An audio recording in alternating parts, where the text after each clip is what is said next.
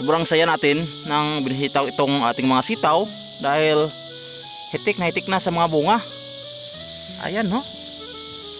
Yan talaga ang bitaha pag maganda ang ating diskarte sa paglagay ng pataba at pumili tayo ng magandang variety na adaptable sa lugar.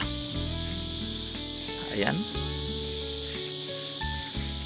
Pag ganito lang kanyang bunga, parang nawawala ang ating stress o pagod na daramdam sa puso man yan o sa isipan, dahil ang pagtanim-tanim o paggarden ay isang magandang uri na stress reliever.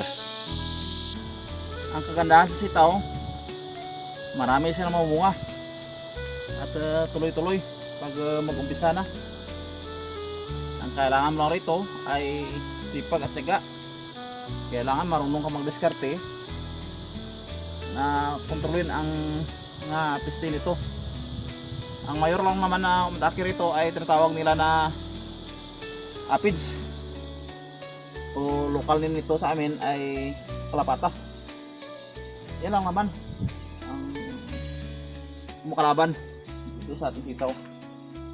Pero kung malampasan mo na yan, sigurado kikita ka dito dahil sa ngayon off season ng ganitong uri na gulay.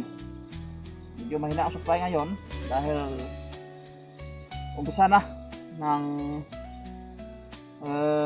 kalagitnaan sa tag-ulan. Kaya medyo mahina ang pagprodukto nito.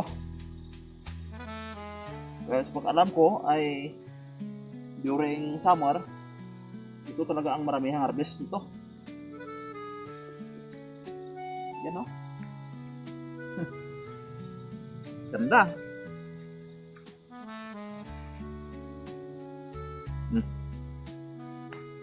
Pag uwi o galing sa trabaho, dala-dala ko ang aking sisidlan, pumunta sa bundok upang mag-harvest ng sitaw. Ito lang talaga ang aking libangan, ang pagtatanim ng mga sari-saring gulay, prutas at root crops. Dahil kapag makita ko na healthy, maraming bunga at laman ang aking mga tanim, parang nag-reflect sa aking sarili. Nawala lahat ng pagod sa aking puso at isipan. Kaya maganda itong gawing hobby at libangan. Healthy ka na, may pagkain pa, at pera.